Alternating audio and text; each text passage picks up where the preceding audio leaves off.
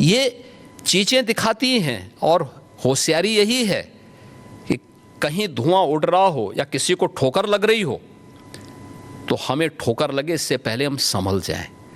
तो वही संभलने के लिए बोला जाता है।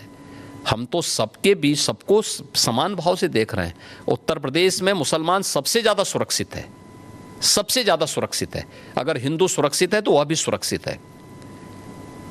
अगर दंगे यहाँ यूपी में होते थे जो 2017 के पहले, अगर हिंदू की दुकान जलती थी तो मुसलमान की भी जलती थी, हिंदू का घर जलता था तो मुसलमान की भी जलती थी।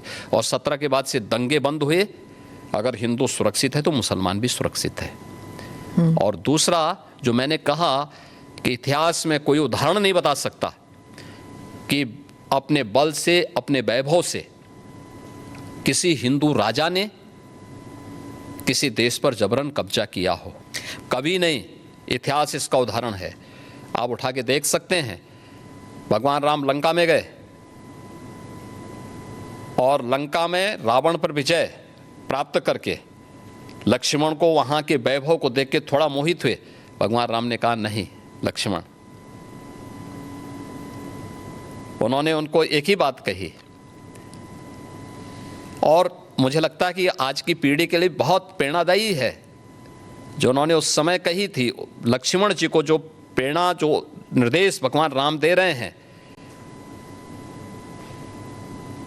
लंका के बारे में, अपि स्वर्णमयी लंका नमे लक्ष्मण रोचते जननी जन्म भूमिस्य स्वर्गादपि गरीयसी। कि लक्ष्मण, लंका भले ही सोने की क्यों न हो, लेकिन याद रखना ये मुझे रुचिकर नहीं लगती, मेरी रुचि का नहीं है। मेरा काम था माता सीता को दुरात्मा रावण से मुक्त करना, वो मैंने कर लिया है। अब हमें यहाँ से निकलना है, क्योंकि जिस माँ ने जन्म दिया है और जहाँ हमने जन्म लिया है उससे बढ़कर के हमारे अंदर उनकी कृपा से समाहित होते हैं। जो औरंगजेब को, बाबर को अपना आदर्श मानता होगा तो उन जैसे गुण भी उनके अंदर देखने को मिलेंगे। और ये आचरण लोगों ने अपनी आंखों से देखा भी है और आगे भी देखेंगे। वो कहते हैं आपको हिस्ट्री के बारे में कुछ पता नहीं है। राणा संगा के बारे में उन्होंने कहा कि वो थे जिन्होंने बाबर को न्योता दिया था। आप जानते नहीं हैं अपनी विरासत के बारे में। हिस्ट्री ये लोग जानते हैं, हिस्ट्री यही लोग जानते हैं जो जिन्ना को महिमामंडित करते हैं। हमें याद है इसी उत्तर प्रदेश में हम लोग लौह पुरुष सरदार वल्लभ भाई पटेल की unity, run up for unity के कार्यक्रम के साथ जुड़ रहे थे। हमने पूरे प्रदेश वासियों को इसके लिए आमंत्रित किया था। सरकार भी थी, भारतीय जनता पार्टी भी थी, सभी दलों को हमने आमंत्रित किया था। एक तरफ सरदार वल्लभ भाई पटेल जो भारत की एकता के आदर्श हैं, भारत की एकात्मता के शिल्पी हैं, हम उनके प्रति श्रद्धा का भाव व्यक्त कर रहे थे। और ये लोग जिन्ना को महिमामंडन कर रहे थे। तो ये वही कैटेगरी है, ये वही ब्रीड है जो बाबर से लेकर के औरंगजेब तक और जिन्ना तक को महिमामंडन करते हैं। तो देश के प्रति इनके भाव क्या होंगे, भारत की विरासत के प्रति इनके भाव क्या होंगे, भारत के महापुरुषों के प्रति क्या इनके भाव क्या होंगे, ये अंदाज़ा इसी से लगाया जा सकता है। और ये लोग अवसरवादी भी हैं, इनको पलटी मारने में कोई देर नहीं लगेगी। भाई आज कर रहे हैं तो कहीं वोट लेना होगा, तो उनके कुछ नेताओं ने बयान देने शुरू किए हैं कि अब जो लॉस हो रहा है और जो कटघरे में खड़े हुए हैं, ठीक है, तो उसके बारे में इन्होंने कहना शुरू कर दिया, नहीं साहब ये तो जो है उन्होंने गलत बोला है और ये तो राष्ट्रीय महापुरुष थे, राष्ट्र नायक थे। राणा सांगा के इतिहास को अगर इन्होंने पढ़ा होता, वो महान योद्धा जिसके शरीर के घाव इस बात को बताते थे कि इन्होंने भारत की धर्म और संस्कृति को बचाने के लिए उस समय किस प्रकार के पराक्रम का परिचय दिया था।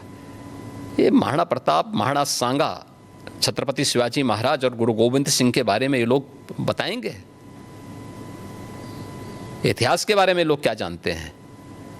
जो औरंगजेब और बाबर की पूजा करते हों, जो जिन्ना को अपना आदर्श मानते हों, इन लोगों से इसकी उम्मीद नहीं की जा सकती है। और आप विधानसभा में आपका एक भाषण भी था, आपने कहा था कि अगर औरंगजेब का महिमा मंडल कर रहे हैं, वो जो नागपुर में जो कर रहे हैं, उनको यूपी आना चाहिए, हम उनका इलाज कर देंगे। इलाज कैसे करेंगे आप? उपचार तो देखिए, किसी भी बीमारी का उपचार के अलग अलग केंद्र होते हैं, तो यूपी ऐसे लोगों को बहुत अच्छा उपचार देता है। उनकी जैसी डिमांड होगी उस प्रकार का उपचार दे देंगे। महाराज, आपके राज्य में क्या मुसलमान सुरक्षित है? क्योंकि आए दिन सनातन की बात होती है। आप योगी हैं, मुख्यमंत्री हैं, महाराज हैं, क्या हैं आप फिर? मैं एक सामान्य नागरिक हूँ, उत्तर प्रदेश का एक नागरिक हूँ, और एक नागरिक में एक योगी हूँ जो सबके सुख और सबके निरोगता की कामना करता है, सबका साथ और सबके विकास के मंत्र पर विश्वास करता है, और उसी भाव के साथ हम लोग कार्य भी करते हैं। आप मुझे बताइए, दुनिया की सबसे प्राचीनतम धर्म और संस्कृति है सनातन धर्म। उसके नाम से ही आप अंदाजा लगा सकते हैं। दुनिया की कोई जाति, मत और मजहब नहीं है जिसको उसकी विपत्ति के समय सनातन धर्मावलंबियों ने शरण न दी हो, उसके संरक्षण के लिए उसको हर प्रकार से फलने फूलने के लिए अवसर न प्रदान किया हो। लेकिन बदले में उसे मिला क्या? बदले में मिला क्या? और दुनिया के अंदर कोई उदाहरण नहीं, कोई उदाहरण नहीं कि कहीं भी हिंदू राजाओं ने दुनिया के अंदर कहीं भी अपने बल पर, अपने वैभव के दंभ से किसी पर आधिपत्य स्थापित किया हो, कहीं नहीं है। देखिए उदाहरण, अयम निज परो वेति गणना लघु चेतसाम उदार चरितानाम तो सुधेव कुटुंबकम, इस सनातन वाक्य है। दुनिया के अंदर कोई बोलता है? दुनिया के अंदर किसी ने इसका आचरण किया? कोई नहीं किया। सब तो हड़पना चाहते हैं। यानी यह अपना है, यह पराया है, यह भेदभाव छोटी संकुचित बुद्धि के लोग करते हैं। उदार चरित्र के लोगों के लिए तो पूरी दुनिया ही एक परिवार है। इस भाव के साथ सनातन धर्मावलंबी ने हमेशा काम किया है, और आज भी उदाहरण देखने को मिल सकता है कि 100 हिंदू परिवारों के बीच में, 100 हिंदू परिवारों के बीच में एक मुस्लिम परिवार सबसे सुरक्षित रहता है। उसको इसके पर्व और त्योहारों को, उसको अपने सभी मजहबी कर्मों को करने के लिए, या जिस मत और मजहब या संप्रदाय या सेक्ट का अनुयायी होगा उसको उस परंपरा के अनुसार अपने सारे धार्मिक मान्यताओं या उपासना विधि को पूरी स्वतंत्रता होती है। लेकिन मैं कहता हूँ 100 परिवारों के बीच में, एक हिंदू की बात तो दूर करिए, 100 मुस्लिम परिवारों के बीच में 50 हिंदू सुरक्षित रह सकता है क्या? नहीं रह सकता। अब बांग्लादेश आपके सामने उदाहरण है, इससे पहले पाकिस्तान उदाहरण था, अफगानिस्तान में क्या हुआ था। ये चीजें दिखाती हैं, और होशियारी यही है कि कहीं धुआं उड़ रहा हो या किसी को ठोकर लग रही हो तो हमें ठोकर लगे इससे पहले हम संभल जाएं। तो वही संभलने के लिए बोला जाता है। हम तो सबके बीच सबको समान भाव से देख रहे हैं। उत्तर प्रदेश में मुसलमान सबसे ज़्यादा सुरक्षित है, सबसे ज़्यादा सुरक्षित है। अगर हिंदू सुरक्षित है तो वह भी सुरक्षित है। अगर दंगे यहाँ यूपी में होते थे जो 2017 के पहले, अगर हिंदू की दुकान जलती थी तो मुसलमान की भी जलती थी, हिंदू का घर जलता था तो मुसलमान की भी जलती थी। और 17 के बाद से दंगे बंद हुए।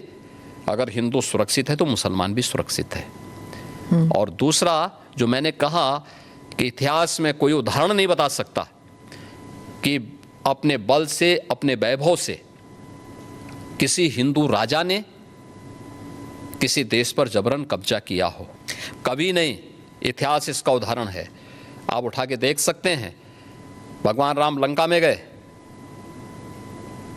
और लंका में रावण पर विजय प्राप्त करके लक्ष्मण को वहाँ के वैभव को देख के थोड़ा मोहित हुए। भगवान राम ने कहा नहीं लक्ष्मण, उन्होंने उनको एक ही बात कही, और मुझे लगता है कि आज की पीढ़ी के लिए बहुत प्रेरणादायी है जो उन्होंने उस समय कही थी। लक्ष्मण जी को जो प्रेरणा, जो निर्देश भगवान राम दे रहे हैं